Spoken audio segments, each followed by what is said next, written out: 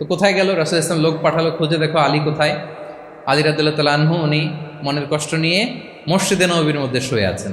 তো রাসূল ইসলাম খুঁজতে খুঁজতে মসজিদে নববীর ভেতরে গেলেন, দেখলেন যে উনি যে শুয়ে আছে, ওনার গায়ের জামাটা এক পাশে পড়ে আছে আর বালুর মধ্যে ওনার শরীর পড়ে আছে। তো উনি ডাকলেন, কুম ইয়া আবা তুরাব, কুম ইয়া আবা তুরাব, মানে হে বালির বাবা আলী, বালির বাবা আলী ওঠো ওঠো।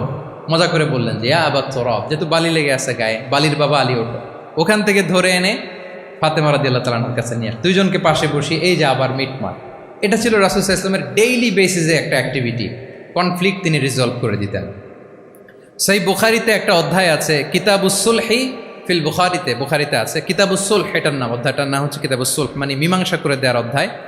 একটা পরিচ্ছেদ আছে, পরিচ্ছেদের নাম হচ্ছে বাবু কওলিল ইমামি লি আসহাবিহি ইযহাবু বিনা নুসলিহ বাইনাহুম।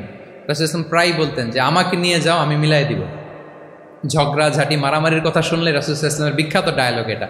উনি বলতেন, আরে ঝগড়া, ইযহাবু বিনা, আমি আসছি না, আমার নিয়ে যাও, আমি মিলাই দেব। আমাকে নিয়ে যাও, আমি সংশোধন করে দিব। আল্লাহু আকবার। তাহলে কনফ্লিক্ট রিজলভিং এবিলিটি এটা একজন নেতার থাকা চাই, কি বলেন? আচ্ছা, কয়টা গেল? কয়টা? 7:40 বেজে গেছে। আচ্ছা, 8 নম্বরে হচ্ছে visionary. Visionary, a leader should be futuristic.